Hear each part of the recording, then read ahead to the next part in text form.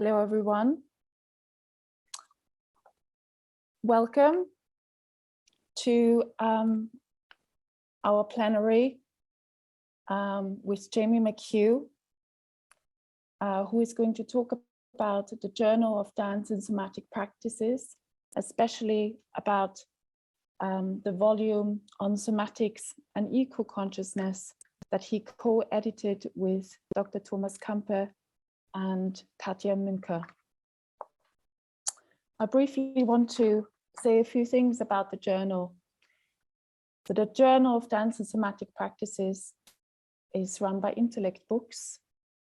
It's a peer-reviewed journal focused on the relationship between dance and somatic practices and the influence of this body of practice on the wider performing arts.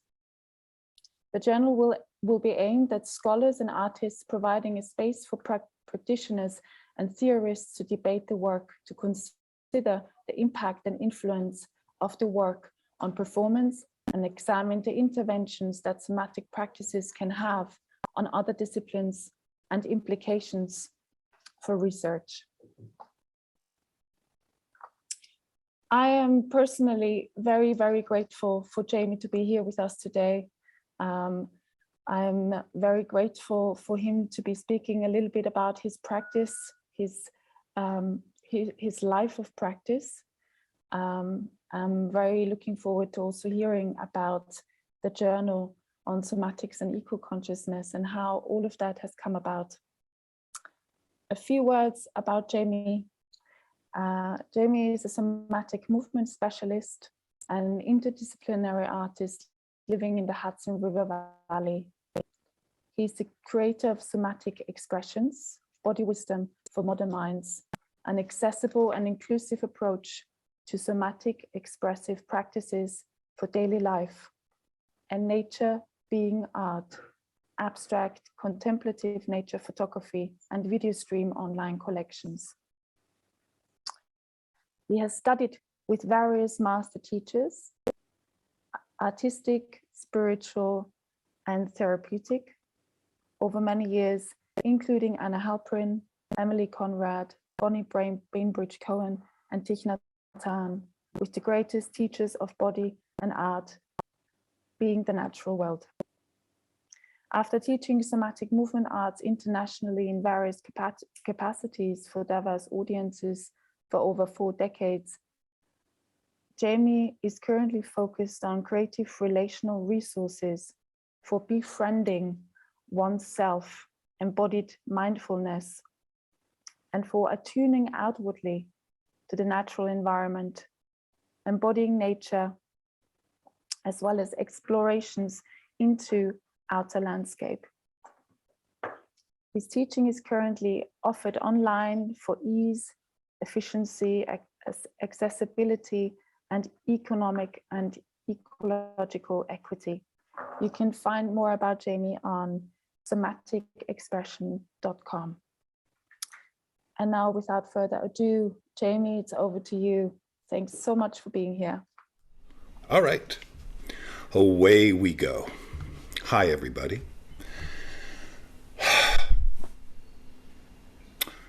So, right off the gate, right out of the gate, I want to say, we are in disturbing times. The body of nature is under attack. The body of humanity is under attack. In the past, when the social ecosystems were breaking down and were dangerous, we could retreat and form our own communities in other places in the world. But now, with climate chaos and the 6th great extinction, even the planet is not necessarily a hospitable place to retreat to. I speak of that with great dismay and great urgency. Now is the time to incarnate as a body on this planet and do what we need to do to enable life to continue on. It would be not mentioning what's happening in the U.S. right now would be a great disservice to all of my sisters and all of the women of the world to say that this incredible desecration of our law, of our democracy, by the Supreme Court of the United States to take away the right to a woman's body. The abortion issue, no matter where you sit in relationship to that issue, is a human rights issue, when it's more important to give birth than to protect the sanctity and autonomy of the female self. So I stand here, I sit here, I am present here as an ally, and I encourage all men to stand with me in supporting, in backing up women for their right to choose. And in terms of this, it weaves into our issue right now with eco-consciousness.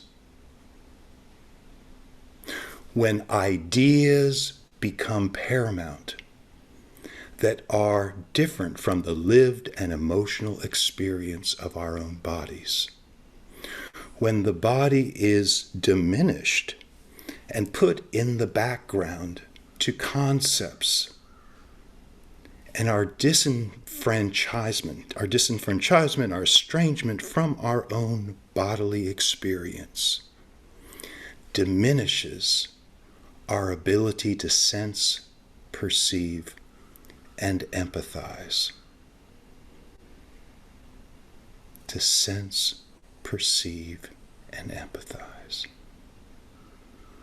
So all that to say is that the work that we do with our bodies, the work that we do with somatic practices and dance, as much as it can be a wonderful retreat from the world of discord, it's important that we find that balance between theory, practice, and the numinous. And when I think of art and art expression, for me it is the entryway into the sacred. And so I want to just kind of move a little bit into this theme of the journal and the emphasis on eco-consciousness. And first off, I want to give a shout out to Thomas Campe, who wasn't able to be here today and really was the driving force behind this issue. And he carried much of the weight of our curating process. And also to Katja Munker, who was a co-editor as well. And the three of us developed this wonderful relationship through this online discourse about all of these various articles. And it was a heavy load. I've got to admit, it was not what I was expecting. And it made me confront my own biases, my comfort, my discomfort. As somebody who does not live in the academic PhD world, I sometimes found the weight of the language a lot to digest. So, as you all know, academic discourse has a very specific choreography. Like every other kind of discourse, there's various choreographies that we all inhabit and participate in. I was lucky that Thomas, since he's really in that world, really guided me through that very, very intricate, word-heavy, concept-heavy exploration. I'm still digesting the journal. In fact, I'm once again going to bring it to the foreground. It's a lot, and it's rich, And it could probably take me a full year to go back through it and read it and fully digest it.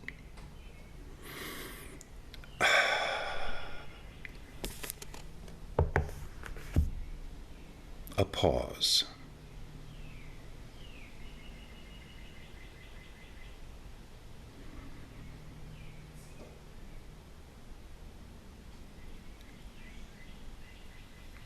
What is eco-consciousness?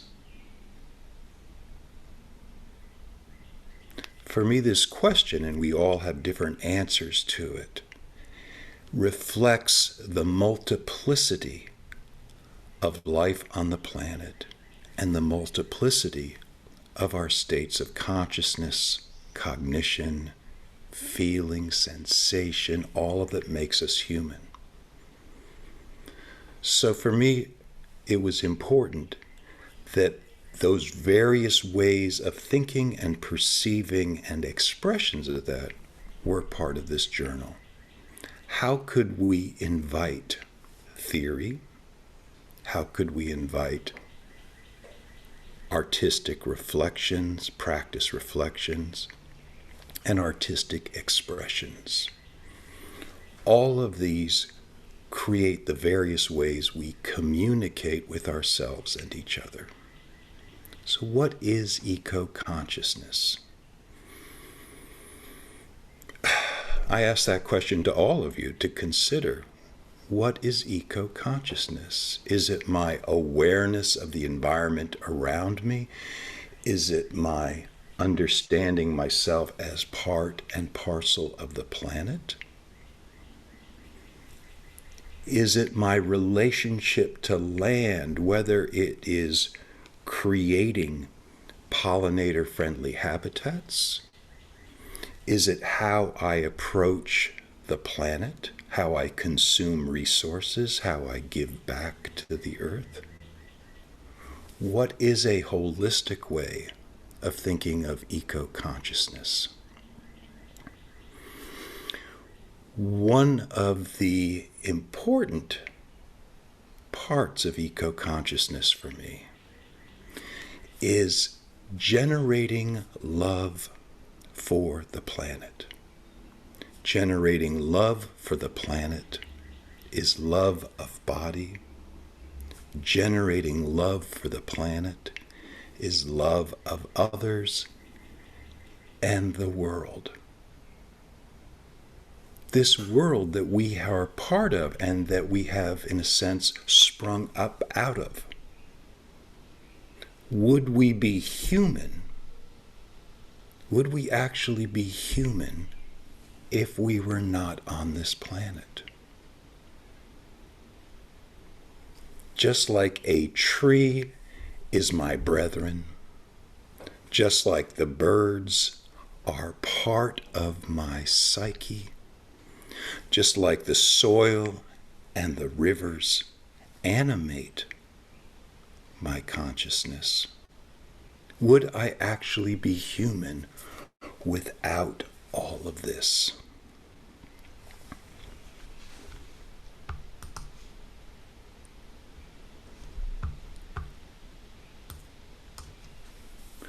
So, excuse me, I'd like you to consider this quote from Aldo Leopold, an American conservationist. We can be ethical only in relationship to something we can see, feel, understand, love, or otherwise have faith in. That land's a community is the basic concept of ecology, but that land is to be loved and respected is an extension of ethics.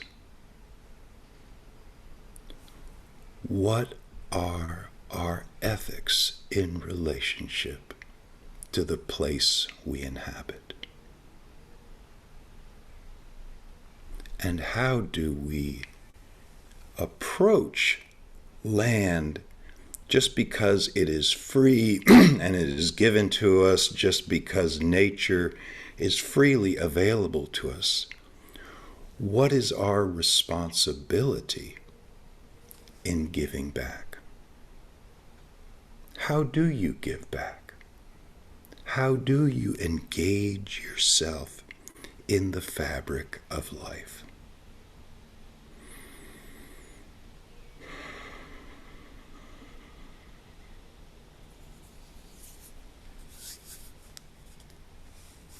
The writer Wendell Berry asks us to consider this. The grace that is the health of creatures can only be held in common.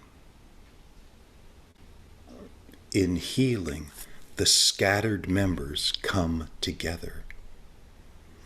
In health, the flesh is graced, the holy enters the world. The task of healing is to respect oneself as a creature, no more and no less. A creature is not a creator and cannot be. There is only one creation, and we are its members. There is only one creation, and we are its members.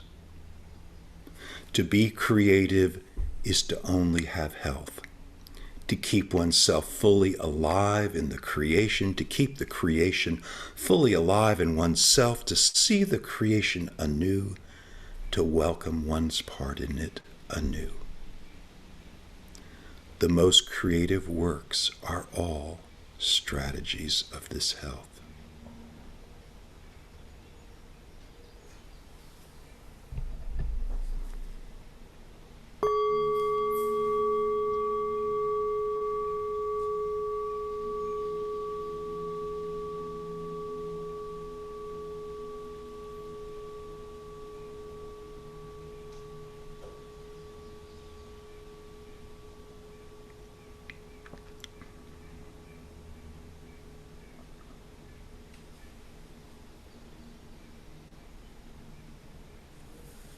Anne Meridian in the journal referred to my friend and colleague Martha Eddy as a somatician. I had never heard that word before, and I love it. So as a somatician, for me it's important, and this is part of our inquiry in eco-consciousness, to remember the rhythm of the self, to remember the rhythm of the body. To activate, to rest, to bring forward, to receive. And part of our challenge as bodies in this rapid, information-saturated world is to pause.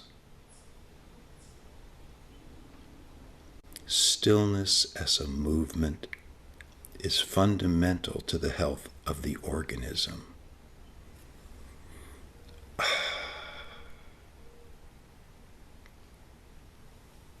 As Alan Watts, the great philosopher, said, as muddy water is best cleared by leaving it alone, it could be argued that those who sit quietly and do nothing are making one of the best possible contributions to a world in turmoil.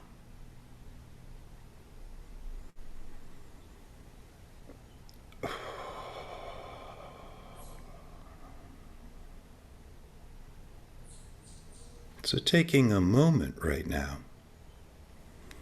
to perhaps give yourself a little bit of a wiggle or a squiggle and exhale anything that brings you comfort, ease, and support in this moment.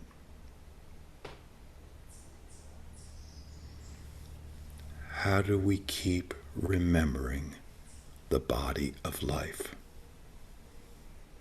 the planetary body that we are, that needs tending like anything else in the world needs tending?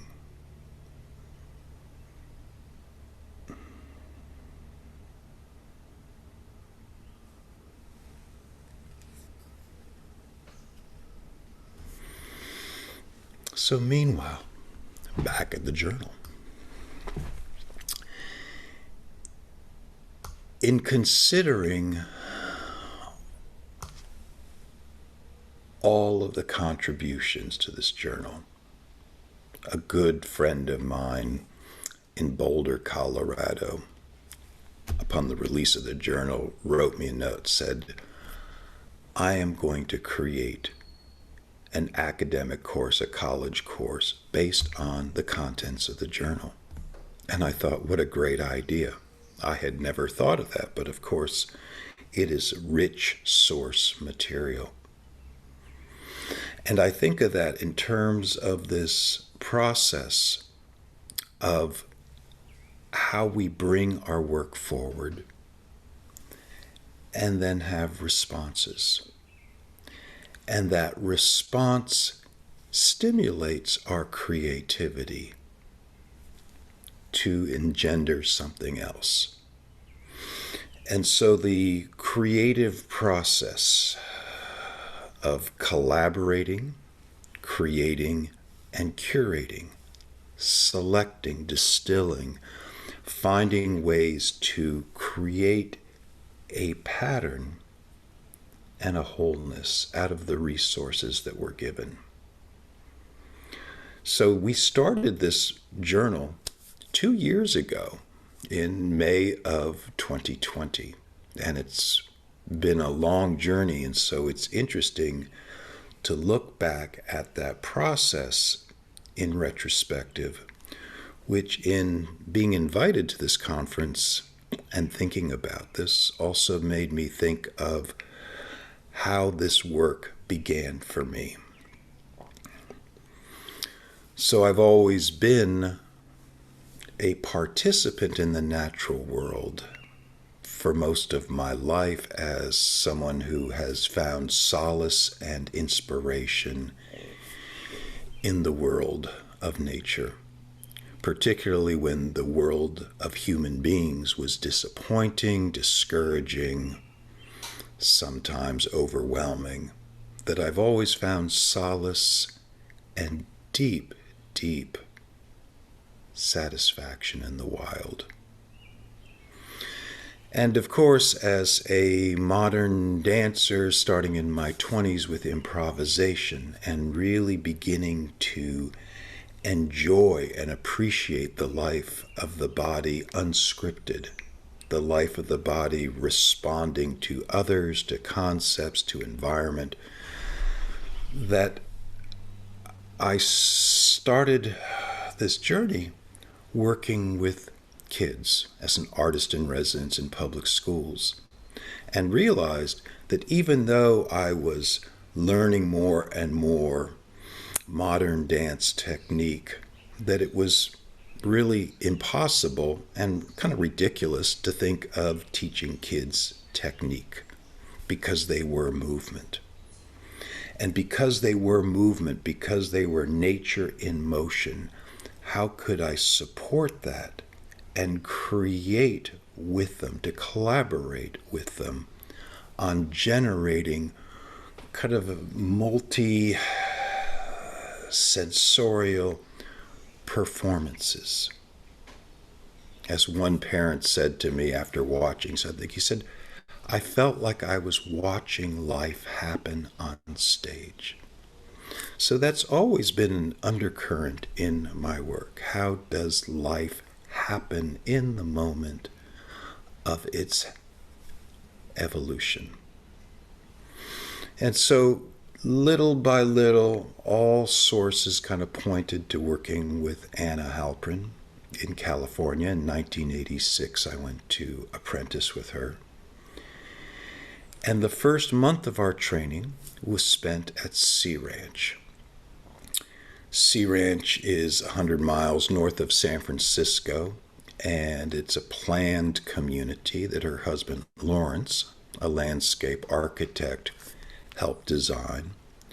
And so to be in this protected space with these wonderful beaches, exploring, taking the time to contact, explore, and respond to the environment opened up a whole new world of how to bring dance out of the studio and into the environment.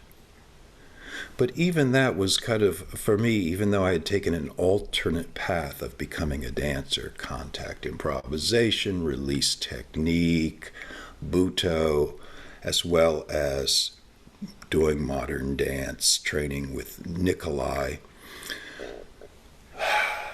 I still had encased in my neuromuscular makeup this body of culture, of performance.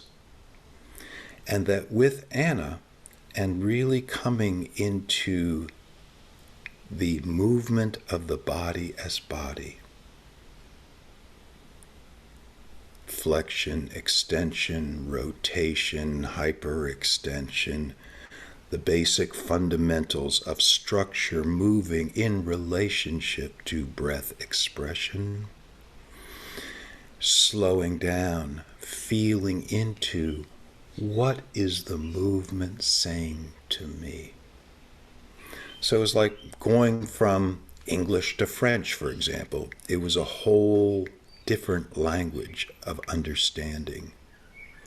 And I would say that the time spent working with her, working with the group, being in the environment, and then, of course, after that experience of the first year, assisting her for the next 6 years, for the first month of the training at Sea Ranch, and that immersion in body, nature, and group.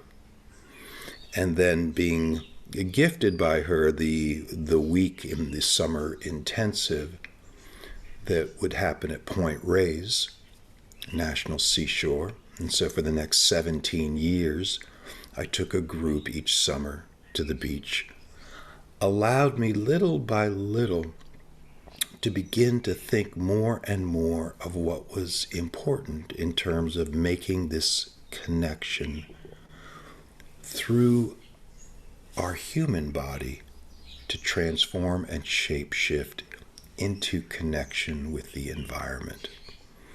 So that really generated my whole approach over time, and as I began to move away from what I would call the more humanistic psychology bent of Anna's work, one's personal mythology in relationship to the environment, and more into a transpersonal and eco-psychological approach to the environment, which is how can my animal body, my body of nature, come forward and meet the environment on its own terms, to take in that sensory motor information and literally be transformed, to be changed, to enter into a more fundamental relationship with place.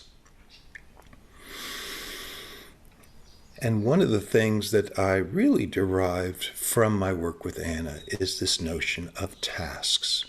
And those of you familiar with postmodern dance knows that this whole revolution in postmodern dance was to take ordinary action and make a task to do something. So, for example, take a stack of bottles, walk across the stage, put one down, then another down, then another down. So basic pedestrian action made mindful and enacted with a form of attention. So those same tasks could happen in the environment. Contact sand. Now you could leave that very open or say, contact sand, roll, stand up. Contact sand, roll, stand up. Or you could add in, make contact with sand, dense, light, So tasks open the doorway into personal creativity and engagement. I could say many things about this, and I'm really aware that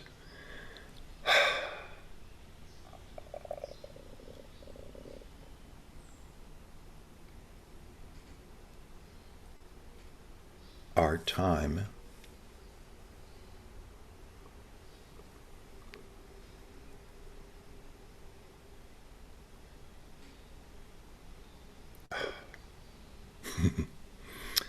our time is coming to a close soon, and so I have to make different decisions.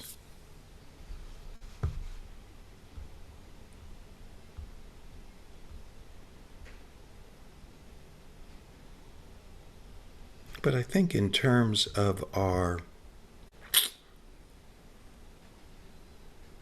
time together, I'd like to offer this: a poem, and then a little time for you just to immerse yourself in some images. But I think this poem really, for me, says a lot about when we just think about eco-consciousness and all the challenges ahead of us. The fear, the despair, the yearning, the desire to find solutions. To come back into that idea to think globally and act locally. A poem for Mark Nippo. It's called Accepting This. Yes, it is true. I confess, I have thought great thoughts and sung great songs, all of it rehearsal for the majesty of being held. The dream is awakened when thinking I love you and life begins, when saying I love you and joy moves like blood, when embracing others with love. My efforts now turn from trying to outrun suffering to accepting love wherever I can find it. Stripped of causes and plans and things to strive for, I have discovered everything I could need or ask for is right here in flawed abundance. We cannot eliminate hunger, but we can feed each other. We cannot eliminate loneliness, but we can hold each other. We cannot eliminate pain, but we can live a life of compassion. Ultimately, we are small living things, awakened in the stream, not gods who carve out rivers. Like human fish, we are asked to experience meaning in the life that moves through the gill of our heart. There is nothing to do and nowhere to go. Accepting this, we can do everything and go anywhere.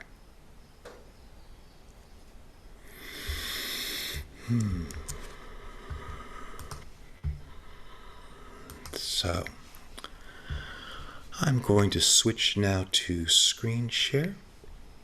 And as I'm making this transition, I'd like to ask you to take a moment to close your eyes.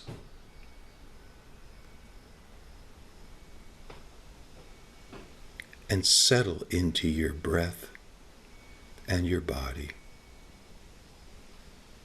As Thich Nhat Hanh would say, to take a moment and just enjoy your breath.